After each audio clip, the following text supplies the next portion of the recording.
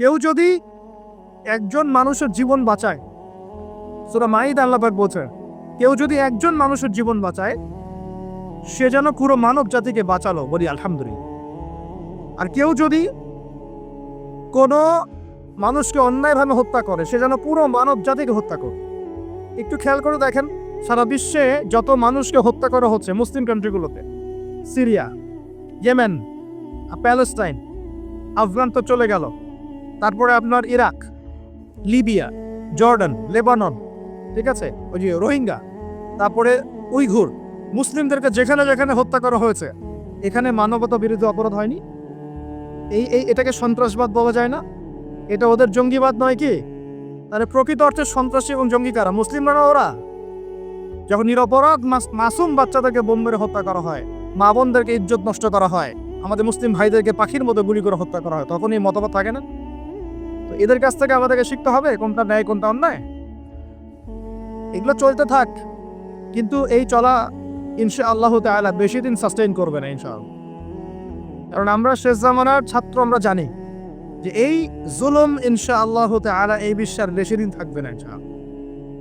অচিরে আল্লাহ রাব্বুল আলামিন এমন প্রজন্ম আনবেন, এমন নেতা আনবেন যাকে আল্লাহ পাক বলছেন তার নাম হবে মাহদি, এবং তার নাম মুহাম্মদ, তার টাইটেল মাহদি। বাবার নাম আব্দুল্লাহ, মায়ের নাম আমিনা। মুহাম্মদ সাল্লাল্লাহু আলাইহি ইসলামের বংশধর থেকে একজন। তার সাথে আল্লাহ পাক ঈসা আলাইহিস সালামকে পাঠাবেন, এবং তিনি এই পুরো জুলুমের শেকড়টাকে এমনভাবে উপড়ে ফেলবেন যে 40 বছর তার ন্যায় এবং ইনসাফের শাসন না আসা পর্যন্ত কিয়ামত হবে না ইনশাআল্লাহ। অতএব সামনে অপেক্ষা করছে এই বিজয়ের দিন। খুশি হচ্ছেন না বেজার হচ্ছে? ইনশাআল্লাহ তাআলা এই দিন আমরা দেখে যেতে পারি না পারি, এই মেসেজটা তো পৌঁছে দিতে পারি যে সামনে এটা আসছে ইনশাআল্লাহ। আমাদেরও কিছু দায়িত্ব আছে, আমি সেদিকে পরে আসবো ইনশাআল্লাহ। প্রিয় ভাইরা, একটা কথা খালি বললাম এখানে, যে সময়টাকে মূল্যায়ন করতে আল্লাহ পাক আপনাকে পরামর্শ দিয়েছেন। এখন আপনার সামনে সবচেয়ে বেস্ট অপশন কোনটা? আপনি পাপগুলোর লিস্ট করে 2 রাকাত নামাজ পড়বেন, সুন্দর করে ওযু করে চোখের পানি ছেড়ে দিয়ে আল্লাহকে বলবেন, আল্লাহ এই 30 বছর আমি যত পাপ করেছি, যত পাপ আল্লাহ করেছি, জেনে করেছি না জেনে করেছি, বুঝে করেছি না বুঝে করেছি, প্রকাশ্যে করেছি গোপনে করেছি, যত পাপ আল্লাহ হয়েছে আমার দ্বারা, আল্লাহ তুমি সমস্ত পাপকে মাফ করো। বলবেন আল্লাহুম্মা গফিরলি মা কদ্দামতু ওয়া মা আখারতু ওয়া মা আসরারতু ওয়া মা আ'লানতু ওয়া মা আনতা আ'লামু বিহি মিন্নি আনতাল মুকদ্দিম ওয়া আনতাল মুআখির ওয়া আনতা আলা কুল্লি শাইইন কাদির। এটা একটা দোয়া। অথবা বলবেন আল্লাহুম্মা আনতা রাব্বি লা ইলাহা ইল্লা আনতা খালাকতানি আনা আবদুকা ওয়া আনা আলা আহদিক ওয়া ওয়া'দিকা মাসতাতা'তু আউযু বিকা মিন শাররি মা সানা'তু আবু'ু লাক বিনি'মাতিকা আলাইয়া ওয়া আবু'ু বিযামবি ফাগফিরলি ফাইন্নাহু লা ইয়াগফিরু যুনুবা ইল্লা আনতা। এটাও পারেন না? বলবেন আল্লাহুম্মা ইন্নী যালামতু নাফসি যুলমান কাসীরান ফাগফিরলি মাগফিরাতান মিন ইনদিকা ওয়ারহামনি ইন্নাকা আনতাল গফুর। এটাও পারেন না? বলবেন রব্বিগফিরলি। এটাও পারেন না? বলবেন রব্বিগফির ওয়ারহাম ওয়া আনতা খায়রুর রাহিমিন। রব্বিগফির ওয়ারহাম ওয়া আনতা খায়রুর রাহিমিন। আমার সাথে বলেন রব্বিগফির ওয়ারহাম ওয়া আনতা খায়রুর রাহিমিন। এতটুকু অন্তত বলবেন, বলে চোখের পানি ছেড়ে দিয়ে আপনি তওবা করবেন ইনশাআল্লাহ তাআলা। আল্লাহ পাক কি বলছেন শোনেন। আল্লাহ পাক বলছেন সূরা ফুরকানের শেষের দিকে, আল্লাহ পাক বলছেন ইল্লা মান তাবা, যে ব্যক্তি তওবা করে ফিরে আসবে, ওয়া আমানা, এবং ঈমান নিয়ে আসবে, ওয়া আমিলা আমালান সালিহান, এবং সতামল সম্পাদন করা শুরু করবে, মানে এরপর আর খারাপ কাজ করবে না, বাকি জীবন ভালো কাজ করবে। আল্লাহ পাক বলছেন উলাইকা আল্লাযীনা উলাইকা إلا من تاب وآمن وعمل عملا صالحا فأولئك يبدل الله سيئاتهم حسنات। এরাই সেই ব্যক্তি, এরাই সেই সব মানুষ যাদের সমস্ত গুনাহকে আল্লাহ পাক নেকি দিয়ে পরিবর্তন করে দিবেন ইনশাআল্লাহ। শুধু গুনাহ মাফ করে দিবেন না, আল্লাহ পাক বলেছেন শুধু গুনাহ মাফ করব না, যদি গুনাহ হয় থাকে 1 কোটি, আল্লাহ পাক 1 কোটি নেকি দিয়ে পরিবর্তন করে দিবেন ইনশাআল্লাহ। কিসের অপেক্ষা তাহলে এখন? আজকে এখন অপেক্ষা হবে? আজকে রাত্রে ইনশাআল্লাহ তওবা করে, এখনই তওবা করে ফেলবেন ইনশাআল্লাহ। ওয়াজ শুনে বাসায় গিয়ে জায়নামাজে বিছিয়ে 2 রাকাত নামাজ করে খাস তওবা করে, এভারেজ মুসলিম হওয়ার তওবা করব না। কিরকম মুসলিম হওয়ার তওবা করব? যে মুসলিমরা সমাজ পরিবর্তন করবে ইনশাআল্লাহ, ওই মুসলিম হওয়ার চেষ্টা করব ইনশাআল্লাহ। এটা করতে গেলে কি লাগবে? ফার্স্ট অফ অল আপনাকে জ্ঞান অর্জন করতে হবে। কি করতে হবে? প্রচুর পড়াশোনা করতে হবে, জ্ঞানের বিপ্লব চাই। তারপরে বেশি বেশি নেক আমল করতে হবে নবীর সুন্নাহ অনুযায়ী। এরপর হালাল খাইতে হবে। তারপরে আদর্শ পরিবার করতে হবে, নিজের পরিবারে পর্দা সালাত কায়েম করতে হবে। তারপরে সমাজে সৎ কাজে আদেশ করবেন, অসৎ কাজে নিষেধ করবেন। এই যে মানব কল্যাণমূলক কাজ করবেন, সবার সাথে ঐক্যবদ্ধ থাকবেন, বিভক্ত হবেন না, সবার কল্যাণ চাবেন, কারো অকল্যাণ চাবেন না, কারোর সাথে হিংসা বিদ্বেষ জীবত্ব আমাদের মধ্যে যাবেন না, সমালোচনা সংস্কৃতির মধ্যে যাবেন না, আল্লাহওয়ালা আত্মশুদ্ধিওয়ালা মানুষের কাছে থাকবেন, পলিটিশিয়ানদের সাথে ভালো সম্পর্ক রাখবেন, তাদেরকে নিয়ে দিনের কাজ করবেন, তাদেরকে বাদ দিয়ে দিনের কাজ করবেন না, তাদেরকে নিয়ে দিনের কাজ করবেন, এবং তাদের মধ্যে যারা সৎ যারা তাদেরকে ভোট দিবেন। সমস্যা কি? ডেমোক্রেসি 100% ইসলামিক পদ্ধতি কিনা সেটা পরের প্রশ্ন। এখান থেকে আপনি এখন বের হতে পারছেন না, তার মানে এখান থেকে স্কিপ করা আপনার পক্ষে পসিবল হচ্ছে না। তাহলে যে ব্যক্তি সৎ তাকে কমসে কম নিযুক্ত করেন, সমস্যা কি? তার দ্বারা কিছুটা হলেও তো উপকার হবে। মানে নাই মামার চেয়ে তো কানা মামা ভালো নাকি? খেলাফত তো কায়েম করতে পারছেন না, পারছেন? তাহলে যে পদ্ধতির মধ্যে তুলনামূলক কিছু সৎ মানুষ আছে ওই মানুষগুলোকে নিয়ে আসেন, সমস্যা কি? ইনশাল্লাহ তারাও দিনের জন্য কাজ করবে। আমরা একটা ঐক্যবদ্ধ জাতি হিসেবে বিশ্বের বুকে মাথা তুলে দাঁড়াবো ইনশাল্লাহ। ইনশাআল্লাহ আমি খুব স্বপ্ন দেখি, আমি খুব আশা পোষণ করি। আর স্বপ্ন দেখতে হয়, স্বপ্নই আপনাকে ঘুমাতে দিবে না। স্বপ্ন কি? স্বপ্ন দেখতে হয়, স্বপ্ন নিয়েই তো মানুষ বাঁচে। একটা উন্নত জাতি গঠনের এবং সব দিক থেকে সমৃদ্ধ একটা দেশ গঠনের স্বপ্ন আমরা সবাই দেখবো, কেন দেখবো না? এই স্বপ্ন নিয়ে আমরা বাঁচবো, ইসলামিকভাবে গড়বো, যাতে বিশ্বের বুকে আমাদের দেশটা মাথা তুলে দাঁড়াতে পারে ইনশাআল্লাহ। মাথা তুলে দাঁড়াবো মানে কাতার একটা ছোট্ট কান্ট্রি না, ঢাকা শহরের সমানোর হয়তো না, কাতার এত ছোট কান্ট্রি। এই ছোট্ট একটা কান্ট্রি সারা বিশ্বের বড় বড় অ্যাফেয়ার্সের মধ্যে মাথা ঢুকাচ্ছে। আপনারা কি জানেন যে আমেরিকার সাথে তালেবানদের যে মিউচুয়াল আত্মসমর্পণের বা মিউচুয়াল যেটা হয়েছে সন্ধি, যেটা আমরা বলি যুদ্ধবিরতি, বলা যায় যে আমেরিকার পরাজয় এবং তাদের বিজয়, এটাই বলা যায়। তো এখানে সবচেয়ে ভালো ভাইটাল রোল কে প্লে করেছেন জানেন? এই কাতার। ছোট্ট একটা কান্ট্রি। কাতার হচ্ছে আমাদের আয়তন অনেক বড়। ওই যে বলেছি উত্তর কোরিয়া ছোট্ট কান্ট্রি, মাথা পিছু আমাদের চাইতেও কম কোনো সময় মিসাইল বানিয়ে রেখে দিয়েছে, আমেরিকা ভয়ে তার সামনে যেতে পারে। খেয়াল করেছেন? আয়তন কিছুই না, যদি আমরা ঐক্যবদ্ধ হতে পারি, শিক্ষিত হতে পারি, প্রযুক্তির জ্ঞান অর্জন করতে পারি, আমাদের মধ্যে ঐক্য থাকে, আপোষে আমরা মিন মহব্বতের সাথে ন্যায়ের সাথে যদি আমরা সমাজ করি, আমরা পরিচালনা করতে পারি, বাংলাদেশও বিশ্বকে নেতৃত্ব দেবে ইনশাআল্লাহ। কেন আমরা সবসময় নতজানু হয়ে থাকবো? কি জন্য? আমরা ঋণ চাবো কেন? আমরা ঋণ দিব উল্টে ওদেরকে, আমরা ঋণ দিব ওদেরকে পুরো। আমরা কি দেই নাই মনে করছেন নাকি? একটা সময় ছিল যখন আমরাই সবাইকে লোন দিয়েছি, জানেন? একটা সময় ছিল যখন এই মুসলিমদের লোনের উপরে পশ্চিমরা টিকে থাকতো। আমরা ওদেরকে জ্ঞান দিয়েছি, মেডিকেল সায়েন্স দিয়েছি, প্রযুক্তির সবকিছু দিয়েছি। ওই মঙ্গোলিয়ানরা যখন আক্রমণ করেছিল বাগদাদ হালাকু খায়ের সময়, তখন আমাদের একটা অধঃপতন ঘটেছে, অনেক জ্ঞান অনেক সম্পদ নষ্ট হয়ে গেছে। তারপর যখন ক্রুসেড শুরু হলো, ক্রুসেড ব্যাক টু ব্যাক 3-4টা ক্রুসেড হয়েছে, এই ক্রুসেডগুলোতে মুসলিমদের কিছু অধঃপতন হয়েছে। এরপর যখন অটোম্যানরা রাশিয়ার পক্ষ নিয়েছে, আর প্রথম বিশ্বযুদ্ধে যখন ব্রিটেন জয়লাভ করে, তখন মুসলিমদের অধঃপতন শুরু হয়েছে। এর আগ পর্যন্ত মুসলিমরা সারা বিশ্বকে শাসন করেছে। আমাদের ইতিহাস ভুলে গেলে চলবে না। স্বপ্ন দেখেন, ইতিহাস পড়েন, আল্লাহ পাক সময়ের মূল্যায়ন করতে বলেছেন। প্রিয় ভাইরা, ইতিহাস পড়েন, কোরআনের হিস্ট্রি পড়েন, বিশ্বের হিস্ট্রি পড়েন, নিজের সময়কে মূল্যায়ন করেন। আজকেই তওবা করেন, ফিরে আসেন এবং দিনের জন্য কাজ করার প্রত্যয় ব্যক্ত করেন। আল্লাহ পাক তৌফিক দান করেন। এই সময়ের কসম করে আল্লাহ বলছেন সবাই ক্ষতির মধ্যে আছে। সবাই বলতে কারা? সবাই বলতে সেই সব মানুষ বাদ দিয়ে যারা 4টা গুণ অর্জন করবে। কয়টা গুণ ভাই? মাত্র 4টা গুণ। কয়টা গুণ? এই 4টা গুণ একসাথে অর্জন করতে পারবো ইনশাআল্লাহ? ওয়াদা করছি পারবো ইনশাআল্লাহ, চেষ্টা করবো তো ইনশাআল্লাহ। শুনে নেন, সংক্ষিপ্ত করে বলছি। 1, আমাদের সবাইকে মুমিন হতে হবে। ইল্লাল্লাযীনা আমানু, যারা ঈমানদার। ঈমানদার কারা? উত্তর হাদিসে জিবরিলের মধ্যে আছে, নবী সাল্লাল্লাহু আলাইহি ওয়াসাল্লামকে জিবরাইল আলাইহিস সালাম জিজ্ঞাসা করছেন, আখবিরনি আনিল ঈমান, হে নবী আমাকে ঈমান সম্পর্কে বলো। এই জায়গায় একটু ভালো করে বোঝেন, এখানে বর্তমান যে শিক্ষা ব্যবস্থার যে কথাটা উঠেছে, এর একটা গোড়ার সমস্যা চলে আসবে। একটু ভালো করে বোঝেন এই জায়গাটা।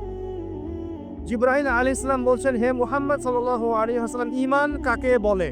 নবীজি বলছেন, আল ঈমান, ঈমান হচ্ছে আন তুমিনা বিল্লাহ, তুমি আল্লাহতে বিশ্বাস করবে। 1, ওয়া মালাইকাতিহি, ফেরেশতাগণে বিশ্বাস করবে। 2, 3, ওয়া কুতুবিহি, আসমানি কিতাব সমূহে বিশ্বাস করবে। 4, ওয়া রুসুলিহি, রাসূলগণে বিশ্বাস করবে। 5, ওয়াল ইয়াউমিল আখির, পরকালে বিশ্বাস করবে। 6, ওয়াল কদরি খাইরি ওয়াশ শাররি, তাকদীরের ভালো মন্দে বিশ্বাস করব। একটু মনোযোগ দিয়ে দেখেন, ইমানের 6টা পিলার কি ছোঁয়া যায়? এগুলো কি কঠিন? এগুলো কি তরল? এগুলো কি বায়বীয়? এগুলোকে কি জ্ঞানের সংজ্ঞায় ফেলা যায়? ইমানের 6 পিলারকে চোখে দেখা যায়, স্পর্শ করা যায়? ইমানের 6 পিলার, এই 6টা পিলার, এই 6টা পিলারকে কি ল্যাবরেটরিতে ল্যাবে বসে প্রমাণ করা যাবে? এই 6টা পিলারকে কি যুক্তি, বিজ্ঞান, দর্শনের মানদণ্ডে বিচার করা যাবে? যাবে না।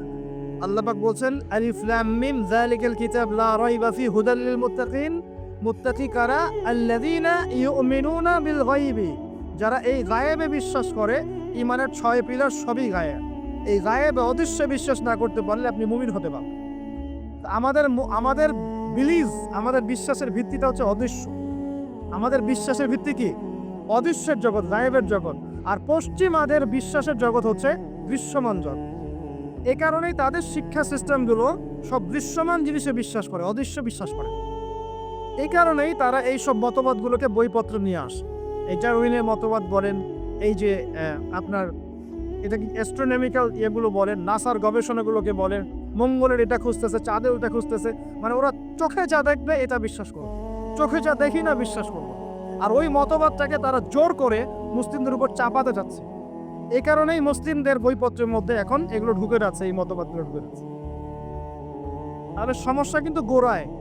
আমাদের কাছে জ্ঞানের সংজ্ঞা হচ্ছে জ্ঞান আল্লাহর পক্ষ থেকে আসে। আল্লামাল ইনসান মা লাম ইয়ালাম, আমি মানুষকে সেই জ্ঞান শিক্ষা দিয়েছি যা মানুষ জানতো না। আল্লাহ বলছেন আমি শিক্ষা দিয়েছি, মানুষ জ্ঞানী ছিল না, আমি শিক্ষা দিয়েছি। আল্লাহ বলছেন ওয়াকুলিল হাক্কু মির রাব্বিকুম, সূরা কাহফ 29 নম্বর আয়াত। আল্লাহ বলছেন হক সেটাই, জ্ঞান সেটাই যা তোমার রবের পক্ষ থেকে নাজিল হয়। আল্লাহ বলছেন ফালা তাকুনান্না মিনাল মুমতারিন, এই হক আল্লাহর পক্ষ থেকে আসে, তুমি সন্দেহ পোষণ করো না। ওদের জ্ঞানের সংজ্ঞা জ্ঞান দেখা যায়, ছোঁয়া যায়, উপলব্ধি করা যায়, এর আলোকে জ্ঞান তারা নির্ধারণ করে। আমরা বলছি জ্ঞান হচ্ছে আল্লাহর পক্ষ থেকে আসে। এটাকে আমরা ফিলোসফি ভাষায় বলি এপিস্টিমোলজিক্যাল একটা ডিফারেন্স, মানে জ্ঞানতাত্ত্বিক পার্থক্য। এই কারণেই শিক্ষা ব্যবস্থায় এই দৈন্যতা দেখা দিচ্ছে। ওদের শিক্ষা ব্যবস্থা এরকম, চোখে যা দেখবে তা বিশ্বাস করবে, চোখে যা দেখবে না বিশ্বাস করবে। আর আমাদের শিক্ষা ব্যবস্থার ভিত্তি হচ্ছে অদৃশ্য, গায়েবে আমরা বিশ্বাস করি। আল্লাহ গায়েব, দেখি নাই, বিশ্বাস করি। ফেরেশতা বিশ্বাস করি, আসমানি কিতাব বিশ্বাস করি, নবী রাসূল বিশ্বাস করি, পরকাল বিশ্বাস করি, আপনার ভাগ্যে বিশ্বাস করি। এগুলো বিশ্বাস না করলে আপনি মুমিন হতে পারবেন না। আর আল্লাহ পাক বলছেন মুমিন না হলে ক্ষতির মধ্যে আছো, সময়ের কসম। প্রথম শর্ত মুমিন হতে হবে, মনে বিশ্বাস করতে হবে, মুখে স্বীকার করতে হবে, কাজেও বাস্তবায়ন করতে হবে। এই পার্থক্যের কারণেই শেকড়ের সমস্যা হয়েছে। এখন ডালপালা নিয়ে আমরা নাড়াচাড়া শুরু করেছি। এইটা কেন, ইতিহাস কেন বিকৃত হচ্ছে, কেন ডারউইনের মতবাদ, কেন এই কেন সেই, এর শেকড়টা হচ্ছে এখানে। এখানে জ্ঞানতাত্ত্বিক পার্থক্য আছে। তো ওরা জ্ঞানের সংজ্ঞা যা বোঝে, আমাদের সংজ্ঞা তা নয়। আর ওদের বুঝটাকে জোর করে চাপিয়ে দেওয়া হচ্ছে আমাদের উপরে। দেখছো, এখন সলিউশন কি? সলিউশন হচ্ছে আপনাকে বিকল্প সিলেবাস চিন্তা করতে হবে। এমন সিলেবাস যেখানে জেনারেল এবং ইসলামিক শিক্ষার সমন্বয় থাকবে এবং সেগুলোকে পড়ানোর মতো মুত্তাকি টিচারও থাকতে হবে। এরকম ইনস্টিটিউশন থাকতে হবে, বা যেগুলো আছে সেগুলোর মধ্যে নতুনত্ব, সিলেবাসে নতুনত্ব এনে, সংস্কার এনে ইনপুট করতে হবে। অথবা উপরের লেভেল থেকে কোনো উদ্যোগ গ্রহণ করলে ইনশাআল্লাহ সমস্যা সব হয়ে যাবে। আর আমরা আশা করি আমাদের ঊর্ধ্বতন কর্তৃপক্ষ যারা আছেন তারা জোর করে আমাদেরকে এগুলো চাপিয়ে দিবেন না ইনশাআল্লাহ। আমরা আশা করি তারা এগুলোর ব্যাপারে সচেতন হবেন এবং এই অনইসলামিক শিক্ষাগুলোকে আমাদের সোনামণিদের বই থেকে দূর করবেন ইনশাআল্লাহ। বিশ্বাস করেন, একটা বছর সময় লাগবে না, 1 বছর লাগবে না ইনশাআল্লাহ। 1 বছরের মধ্যে পুরো শিক্ষা সিস্টেমকে ঢেলে সাজানো সম্ভব। প্রত্যেক প্লে গ্রুপ থেকে শুরু করে মাস্টার্স পর্যন্ত প্রত্যেক সেকশনে জেনারেল শিক্ষার সাথে ইসলামিক শিক্ষাকে সমন্বয় করা সম্ভব। 1 বছর লাগবে না ইনশাআল্লাহ। এই সৎ উদ্যোগ যদি কেউ নিতে পারে, আমি দোয়া করে আল্লাহ পাক তৌফিক দান করুন, পুরো জাতির জন্য কল্যাণকর হবে ইনশাআল্লাহ। আমার ছেলে ডক্টর হবে, হাফেজে কোরআনও হবে ইনশাআল্লাহ, কি সমস্যা? হতে পারবে না? আমার ছেলে পলিটিশিয়ান হবে, সমাজকে নেতৃত্ব দিবে, সে আলেমও হবে ইনশাআল্লাহ, কি সমস্যা? একজন ইমাম সাহেব, মুফতি সাহেব, তিনি অর্থনীতির জ্ঞান রাখবেন, কি সমস্যা? কোনো সমস্যা? একজন মুহাদ্দিস, মুফতি যারা ফারেগ হয়ে বের হচ্ছেন তারা বিশ্ব রাজনীতি সম্পর্কে জ্ঞান রাখবেন, কোনো সমস্যা? সবকিছু আমাদের পড়াশোনা করতে হবে, তারপরে আমরা যে যার সেকশন ভাগ করে নেব ইনশাআল্লাহ আযজা ওয়া জাল্লা। এইখানে একটা সমস্যা, জ্ঞানতাত্ত্বিক সমস্যা। ইমানের সংজ্ঞাটা শেখেন। ইমানের সবকিছু গায়েবে বিশ্বাস, আমরা গায়েবে বিশ্বাস করি। এখন শুধু বিশ্বাস করলেই কি হবে না, আমলও করতে হবে। কেউ যদি বলে আমি ইমানদার, নামাজ পড়ি না, চলবে কোথায়? আমি ইমানদার, যাকাত দেই না, আমি ইমানদার, রমজানের রোজা রাখি না, আমি ইমানদার, হজ করি না, আমি ইমানদার, কালিমা তাওহীদ শিরক বেদাত বুঝি না, হবে? আমাদের সবাইকে প্রকৃত ইমানদার হতে হবে। আল্লাহ পাক তৌফিক রাখুন, বলি আমিন। 2 নম্বর ভাই, আমলে সালেহ। একটু মনোযোগ দেই, এই জায়গাগুলো কি ইম্পর্টেন্ট জায়গা। ওয়া আমিলুস সালিহাত, আমলে সালেহ মানে কি? এক কথায় শোনেন, আমলে সালেহ মানে আল্লাহ রাব্বুল আলামিন কোরআনে যে কাজগুলো করতে বলেছেন সেগুলো করব, এর নাম আমলে সালেহ। ঠিক আছে? আল্লাহ পাক কোরআনে যে কাজ করতে বলেছেন করব, তার নাম আমলে সালেহ। একই সাথে আল্লাহ পাক কোরআনে যা করতে বলেন নাই তা করব না, সেটা ছেড়ে দিব, এটা আমলে সালেহ ইনশাআল্লাহ। আল্লাহ পাক নামাজ পড়তে বলেছেন, নামাজ পড়ব, আমলে সালেহ। আল্লাহ সুদ ছাড়তে বলেছেন, সুদ খাবো না, না খাওয়াটাই আমলে সালেহ। মানে শুধু সৎ কাজ করাই আমলে সালেহ নয়, অসৎ থেকে দূরে থাকাটাও কিন্তু আমলে সালেহ। এই যে আপনি দাড়ি ছেড়ে দিয়েছেন, শেভ করছেন না, মানে আপনি আমলে সালেহের মধ্যে আছেন। আপনি ট্রাক্টর উপরে কাপড় পরছেন, নিচে নামাচ্ছেন না, তার মানে আমলে সালেহ আছে। আপনি জেনা করছেন না, বিয়ে করেছেন, আপনি আমলে সালেহের মধ্যে আছেন। আপনি মদ খাচ্ছেন না, না খাওয়াটাই আমলে সালেহ। আপনি মেয়ের দিকে খারাপ চোখে তাকাচ্ছেন যে না, এটাই আমলে সালেহ। শুধু ভালো কাজ করাই কিন্তু আমলে সালেহ নয়, খারাপ থেকে দূরে থাকো কি আমলে সালেহ। আল্লাহ পাক সবাইকে বোঝার তৌফিক দান। আরেকটা বিষয় হচ্ছে, হাদিসের মধ্যে আমাদের প্রিয় নবী সাল্লাল্লাহু আলাইহি ওয়াসাল্লাম যে কাজগুলো করতে বলেছেন সেগুলো করাও হচ্ছে আমলে সালেহ। যেমন নবীর মতো খাবো, নবীর মতো কাপড় পরবো, নবীর মতো ঘুমাবো, নবীর মতো উঠবো, চলবো, ফিরবো, সব কাজ কার মতো? নবী সাল্লাল্লাহু আলাইহি ওয়াসাল্লামের সুন্নাহ মতো হবে ইনশাআল্লাহ। এটা আমলে সালেহ। এটা শেখার জন্য হিজতুল মুসলিম বই পড়েন, সুন্নতের উপর অনেক বই আছে, এগুলো পড়তে থাকেন। আরেকটা বিষয় হলো, হাদিসে নবী সাল্লাল্লাহু আলাইহি ওয়াসাল্লাম যে কাজগুলো নিষেধ করেছেন সেগুলো না করাও হচ্ছে আমলে সালেহ। এই হলো আমলে সালেহের সুন্দর সংজ্ঞা। আরেকটা বিষয় মনে রাখবেন, ইমানের বিপরীতে যেমন কুফর থাকে, ইমানদার না হলে কুফর হতে হয়, কাফের হতে হয়। তাওহীদের বিপরীত যেমন শিরক থাকে, আমলে সালেহ এর বিপরীতেও বেদাত থাকে। কি থাকে? এই শব্দ শুনেছেন কি? সংজ্ঞা হচ্ছে মানে আমিলা আমালান লাইসা আলাইহি আমরুনা ফাহুয়া রাদ। কোন ব্যক্তি যদি এমন কোন আমল করে যে আমলের পক্ষে নবী সাল্লাল্লাহু আলাইহি ওয়াসাল্লামের পক্ষ থেকে কোনো দলিল প্রমাণ নাই, সাহাবীদের পক্ষ থেকে কোনো দলিল প্রমাণ নাই, এরকম যদি কোনো আমল কেউ করে, এরকম কোন আকীদা কেউ পোষণ করে, সেটা হবে বেদাতি আমল, বেদাতি আকীদা। বোঝা যাচ্ছে কথা? বেদাতি আমল আকীদায় কেউ লিপ্ত থাকলে তার আমল কবুল হবে না, তার আমল কবুল হবে না। তার আমলকে আল্লাহ পাক ধুলো বানিয়ে দিবেন, হাউজে কাউসারের পানি পাবে না, নবীজি সক্কান লিমান গায়্যারা বা'দি বলে তাড়িয়ে দিবেন এবং জাহান্নামে যেতে হবে। বেদাত যে করে সে তো অপরাধী। যে বেদাতিকে সম্মান পর্যন্ত করে তার উপর আল্লাহ পাক লানত করেছেন, ফেরেশতা লানত করবেন। কথা বুঝতে পারছেন? মান আহদাসা হাদাসান, কেউ যদি কোনো বেদাত করে, আও আওয়া মুহদিসান, নিজে বেদাত করে না কিন্তু বেদাতিকে আশ্রয় দেয় বা সম্মান প্রদর্শন করে, ফাআলাইহি লা'নাতুল্লাহি ওয়া মালাইকাতিহি ওয়ান নাসি আজমাইন, তার উপরে আল্লাহ, ফেরেশতা, পুরো মানব জাতির অভিশাপ বর্ষিত হবে বলে নাউযুবিল্লাহ। অন্য হাদিসে আছে, সে যেন ইসলামকে ধ্বংস করার ব্যাপারে সাহায্য করে। অতএব এই স্রোতে গা ভাসাবেন না, স্রোতে গা ভাসিয়ে দিবেন না। যে আমলের দলিল আছে, প্রমাণ আছে, এগুলোই আমলে সালেহ। যেগুলো দলিল প্রমাণ নাই, মানুষ বানিয়ে নিয়েছে, এগুলো আমলে সালেহ নয়, এগুলো করলে উল্টা গুনাহ হবে। নবীজি বলছেন একটা হাদিসে যে ফামান রাগিবা আন সুন্নতি ফালাইসা মিন্নি, কেউ যদি আমার সুন্নাত থেকে মুখ ফিরিয়ে নেয় সে আমার উম্মতের অন্তর্ভুক্ত। কুল্লু বিদআতিন দালালা, প্রত্যেকটা বেদাত ভ্রষ্টতা, ওয়া কুল্লু দালালাতিন ফিন্নার, প্রত্যেক ভ্রষ্টতার পরিণাম হবে জাহান্নাম। যে আমলটা করবেন চেক করে দেখবেন দলিল প্রমাণ আছে কি নাই। এখন যদি দেখেন সমাজের সব মানুষই বেদাত করে, আপনি কি করবেন? এখন বলবেন সামাজিকতার খাতিরে আমিও করি, তাহলে ওই সমাজ যদি জাহান্নামে যায় আপনাকেও যেতে হবে। নাউযুবিল্লাহ। ইসলাম সামাজিকতা দেখে চলে না, ইসলাম চলে কোরআন এবং হাদিস দেখে। সুন্নত সামাজিকতার ধারে না, সুন্নত ধারে দলিল আছে কিনা, প্রমাণ আছে কিনা, নবী করেছেন কিনা, সাহাবী করেছেন কিনা, ইমামদের থেকে প্রমাণ আছে কিনা, আমরা সেটা দেখব।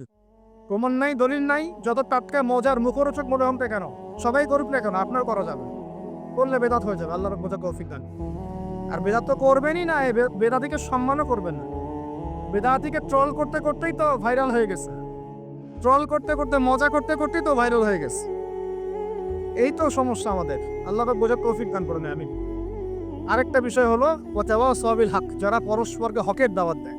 আচ্ছা, হকটা কি? এখন হকের সংজ্ঞা সূরা কাহাফের 29 নম্বর আয়াত আছে। কোন আয়াতে? কোন সূরা বলেন? সূরা কাহাফ কত নম্বর আয়াত?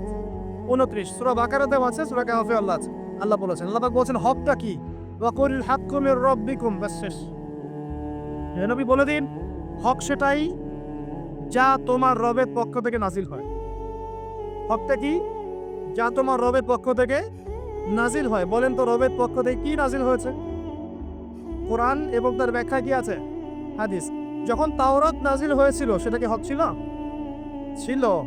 যখন তাওরাত নাজিল হয়েছে তখন সেটাও হক ছিল। যখন ওটাকে বিকৃত করা হয়েছে তারপর আল্লাহ পাক জাবুর নাজিল করেছে দাউদ আলাইহিস সালামের উপরে। এই জাবুর যখন নাজিল হয়েছে তখন জাবুরই হক ছিল। যে জাবুর মানতো না সে কাফের হয়ে গিয়েছে, যে জাবুর মানতো সে মুসলিম ছিল। এরপর ইনজিল এসেছে জাবুর বিকৃত হওয়ার পরে। ইনজিল যখন এসেছে ইনজিলই হক ছিল। ইনজিল যে মেনেছে আল্লাহ পাক তাকে মুসলিম বলেছেন, সেও মুসলিম ছিল। যে ইনজিল মানে নাই সে কাফের হয়ে গিয়েছে। ইনজিলকে বিকৃত করার পরে আল্লাহ পাক দিয়েছেন কি? সর্বশেষ আসমানি কিতাব আল কোরআনুল কারীম এবং তার ব্যাখ্যায় নবীর সুন্নাহ, হাদিস নবী সাল্লাল্লাহু আলাইহি ওয়াসাল্লাম। এই কোরআন এবং সুন্নাহকে মিলেই ইসলাম। এই ইসলাম হচ্ছে একটা কমপ্লিট কোড অফ লাইফ, জীবনের সব ক্ষেত্রে সমাধান আছে। এখন এই হকটার দাওয়াত আল্লাহ পাক দিতে বলছেন। তাহলে দাওয়াতটা কিভাবে শুরু করব? আগে জ্ঞান অর্জন করব, নিজে আমল করব, নিজের উপর প্রতিষ্ঠা করব, আমার পরিবারে প্রতিষ্ঠা করবো, আমার নিকটস্থ আত্মীয়দেরকে দাওয়াত দিব, আমার বন্ধু মহলে দাওয়াত দিব, আমার বান্ধবীদেরকে, আপনার বান্ধবীদেরকে দাওয়াত দিবেন। আপনার বান্ধবী মানে মেয়েদেরকে বলছি আর কি, আপনাকে বলছি না, বোনদেরকে বলছি। আপনারা আপনাদের বান্ধবীদেরকে দাওয়াত দিবেন, আপনারা বন্ধুদেরকে দাওয়াত দিবেন। এই যুগে সবাইকে কমপক্ষে পার্ট টাইম দায়ী হতে হবে। সবাইকে কমপক্ষে পার্ট টাইম দায়ী সবাইকে হতে হবে। আপনি নামাজ পড়ছেন, নামাজের দাওয়াত দেন। আপনি দান সৎকার করেন, দান সৎকার দাওয়াত দেন। আপনি সুদ খাচ্ছেন না, আপনি দাওয়াত দেন, ভাই সুদ খায় না। যেগুলো স্পষ্ট সেগুলোর দাওয়াত আপনি দিবেন। ইখতিলাফি মাসআলাগুলোকে নিয়ে ব্যস্ত হবেন না। ইখতিলাফি মাসআলাগুলো নিয়ে ব্যস্ত হলে উম্মাহ বিভক্ত হয়, ফাটল সৃষ্টি হয়। আল্লাহ পাক আমাদের সবাইকে হকের দাওয়াত দেওয়ার তৌফিক দান করুন। এরপরে যদি আল্লাহ পাক আরো বড় ক্ষমতা দেন তখন আরো বড় পরিসরে আমরা দাওয়াতি কাজ করবো ইনশাআল্লাহ। শুরুটা হবে ব্যক্তি জীবন থেকে। আল্লাহ পাক আমাদের সবাইকে ব্যক্তি জীবন পরিবর্তন করার তৌফিক দান করুন, আমাদের পারিবারিক জীবন পরিবর্তন করার তৌফিক দান করুন, আমাদের সমাজকে পরিবর্তন করার তৌফিক দান করুন, আমাদের রাষ্ট্র নেতাদেরকে আল্লাহ পাক হেদায়েত দান করুন। আমরা দোয়া করি। সবশেষ কথা, ওয়াতাওয়াসাউ বিস-সাবর, যারা সবরের উপর থাকবে এরা ক্ষতিমুক্ত থাকবে। হকের সাথে সবরের কথা কেন? এর জন্য একজন নবীর কথা বলাই যথেষ্ট। তারপরে আমি কয়েকজনের কথা বলছি। নূহ আলাইহিস সালাম, নাম শুনেছেন? নাম শুনেছেন? কত বছর দাওয়াত দিয়েছেন? কত বছর? 950 বছর। কত বছর? 950 বছর তিনি দাওয়াত দিয়েছেন মানুষকে। তাও আল্লাহ তার ভাষায় বলছেন সূরা নূহের মধ্যে, তিনি বলছেন ইন্নী দাআউতু কওমি লাইলা ওয়ান নাহার। তিনি বলছেন নূহ আলাইহিস সালাম, হে আল্লাহ, আমি দিন রাত মানুষকে দাওয়াত দিয়েছি। দিন রাত, দিন আমি যে 1 ঘন্টা 1.5 ঘন্টা ওয়াজ করলাম এমন না, দিন রাত মানুষকে দাওয়াত দিয়েছি আমি। ওয়ালাম ইয়াজিদুহুম দুআই ইল্লা ফিরারা। আমার দাওয়াত শুনে মানুষ খালি পালিয়ে গেছে, পালিয়ে গেছে। মানুষ আমাকে পাগল বলেছে। মরুভূমির মধ্যে জাহাজ বানাচ্ছ, মানুষ পাগল বলেছে, কটাক্ষ করেছে, গালি দিয়েছে, হত্যার চেষ্টা করেছে। আল্লাহ, আমি দিন রাত মানুষকে দাওয়াত দিয়েছি। শেষমেশ তিনি এতটাই দুঃখ ভয়াক্রান্ত মন নিয়ে দোয়া করছেন, তিনি বলছেন রব্বি লা তাযার আলাল আরদি মিনাল কাফিরিনা দাইয়ারা। আল্লাহ 950 বছর দাওয়াত দিয়েছি, এই কয়টা মানুষ ইসলাম কবুল করেছে। আল্লাহ, তুমি এই পৃথিবীতে কোনো কাফেরকে আর বাকি রেখো না, আযাব দিয়ে ধ্বংস করে দাও। তিনি বলছেন রব্বি আন্নী মাগলুমুন ফান্তাসির, সূরা কমারের মধ্যে আছে। তিনি বলছেন আল্লাহ, আমি পরাজিত হয়ে গেছি, আমাকে সাহায্য করো, আমি আর পারছি না। কোন পর্যায়ে গেলে একটা মানুষ এই কথা বলতে পারে?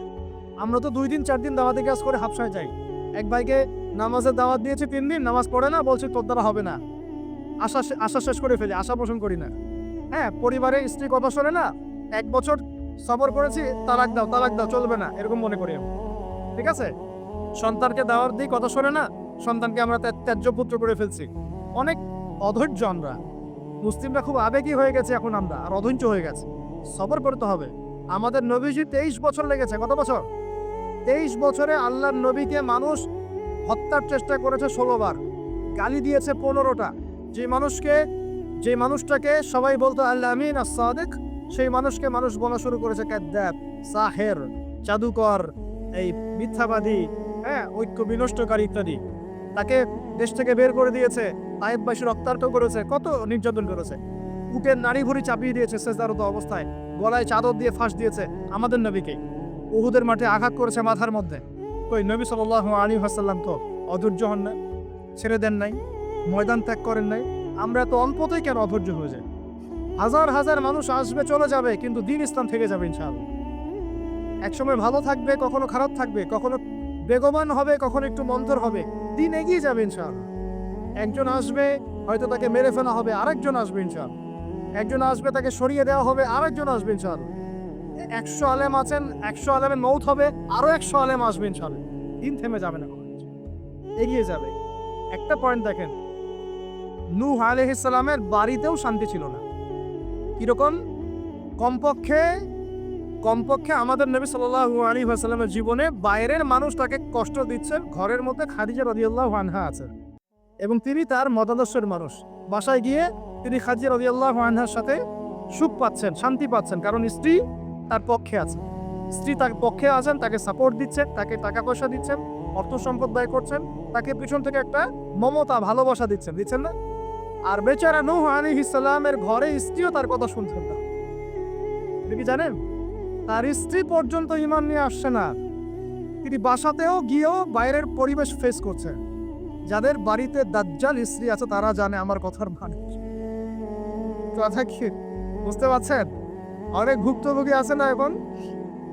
বাহিরে আমরা অনেক প্রবলেম ফেস করি, বাসায় গিয়ে যদি দেখি একজন নেককার স্ত্রী, তার কোলে আপনি শুয়ে আছেন, সে আপনাকে আদর করছে, মহব্বত করছে, তার সাথে আপনি প্রবলেম শেয়ার করছেন, সে আপনাকে সাপোর্ট দিচ্ছে, আপনি কিন্তু ভিতর থেকে একটা ভালো লাগা ফিল করবেন। বাইরের খারাপটা আপনার আর কাজের মাথায় আসবে না। আর যদি দেখেন যে বাইরেও আপনি অনেক স্ট্রাগল করছেন, বাসায় গিয়ে যখন ঢুকলেন, ব্যাস ওখানে আর এক জাহান্নাম শুরু হয়ে গেল, আযাব, তখন কিন্তু আপনার আর মাথা কাজ করবে না। এই অবস্থা যাদের আছে, আল্লাহ তাদের অবস্থা উন্নতি করুন, সমস্যা দূর করুন, দোয়া করি। যাদের এই হতভাগা যারা আছেন তারা জানেন যে এরকম সমস্যা হলে কিরকম কষ্ট হয়। তো নূহ আলাইহিস সালামের কিন্তু ঘরে এই সমস্যা ছিল। আমরা তো কয়েকদিন আগে দেখলাম না, বাংলাদেশের একজন মানুষ তার স্ত্রীকে নিয়ে একটা অভিযোগ করলেন। এখন আমি অনেকদিন আগেই বলেছি, শেষ জামানায় কিন্তু ফ্যামিলিস্ট রেভলিউশন বাড়বে। কি বাড়বে? ফ্যামিলিস্ট রেভলিউশন মানে নারীকে আপনি আর ঘরে রাখতে পারবেন না, ও বাঁধন ছিন্ন করে বেরিয়ে চলে যাবে। ও সম অধিকার, নারী অধিকার বিভিন্ন স্লোগান দিয়ে দিয়ে কোনো কোনো ক্ষেত্রে দেখবেন পুরুষের উপরে এসে টেক্কা দেওয়ার চেষ্টা করবে। কোনো কোনো ক্ষেত্রে নারী নির্যাতনের জায়গায় পুরুষ নির্যাতন করা শুরু হবে, দেখবেন। এগুলো তো দিন দিন বাড়ছে, ডিভোর্স বাড়ছে। ম্যাক্সিমাম ফ্যামিলিগুলো এখন অলমোস্ট, অনেক ফ্যামিলি, ম্যাক্সিমাম তো বলতে পারবো না, অনেক ফ্যামিলির মধ্যেই এই সমস্যাগুলো দেখা যাচ্ছে। এখানে স্ত্রীর ভূমিকাও যেমন থাকতে হবে, স্বামীর ভূমিকাও থাকতে হবে। আমরা স্ত্রীদের প্রতি কোমল হব, এটাও ঠিক আছে। একই সাথে স্ত্রীকেও রিকোয়েস্ট করতে হবে যে আপনাকে আপনার স্বামীর সম্মান বুঝতে হবে। একটা সংসার টিকে থাকে শুধু ভালোবাসার ভিত্তিতে না, একটা সংসার টিকে থাকে বিশ্বাসের ভিত্তিতে। কিসের ভিত্তিতে? সংসারে বিশ্বাস থাকতে হবে, আমানতদারিতা থাকতে হবে, পরস্পর সম্মানবোধ থাকবে, শ্রদ্ধাবোধ থাকবে, একে অপরের প্রবলেম শেয়ার করতে হবে। এটা জরুরি না যে আপনাকে বুঝতে হবে আপনার স্বামীর সমস্যা, আপনি তার সমস্যা বুঝবেন না, এরকম স্বার্থপর চিন্তা করলে তো হবে না। সবসময় আপনাকেও তাকে বুঝতে হবে, সেও আপনাকে বুঝবে। খালি চিন্তা করবেন যে আমাকে সে কেন বোঝে না, তার ওদের সমস্যা। আপনাকেও তো তাকে বুঝতে হবে। উভয়কে উভয়ের জায়গায় ছাড় দেওয়ার মানসিকতা না রাখলে সংসারগুলো টিকবে না। আজকে এখন সংসারগুলো ভেঙে যাচ্ছে। প্রিয় ভাইরা, একটা পয়েন্ট থেকে এখানে চলে আসছি যে নূহ আলাইহিস সালামের সংসারে কিন্তু এই সমস্যাটা ছিল, আর স্ত্রী কিন্তু ঈমান নিয়ে আসে নাই। এবং সূরা তাহরিমের মধ্যে আল্লাহ পাক বলেছেন যে জাহান্নামীদের সাথে নূহ আলাইহিস সালামের স্ত্রী এবং লূত আলাইহিস সালামের স্ত্রীও জাহান্নামে যাবে না। পক্ষান্তরে ফেরাউনের ঘরে ছিল আসিয়া, মনে আছে? এরকম ফেরাউনের মতো স্বামী যে ঘরে আছে সে ঘরেও কিন্তু নারী জান্নাতি হতে পারে, যার দৃষ্টান্ত হচ্ছে আসিয়া। অতএব স্বামী খারাপ হলে আপনাকে খারাপ হয়ে যেতে হবে এটাও না। ফেরাউনের ঘরে থেকেও আসিয়া আলাইহিস সালাম, আল্লাহ তাকে শান্তিতে রাখুন, জান্নাতে আল্লাহ পাক তাকে ঘর সৃষ্টি করে দিয়েছে, নির্মাণ করে দিয়েছে। নবী সাল্লাল্লাহু আলাইহি ওয়াসাল্লাম তার ঘরের ঘ্রাণ পেয়েছিলেন মেরাজের রাতে, মনে আছে?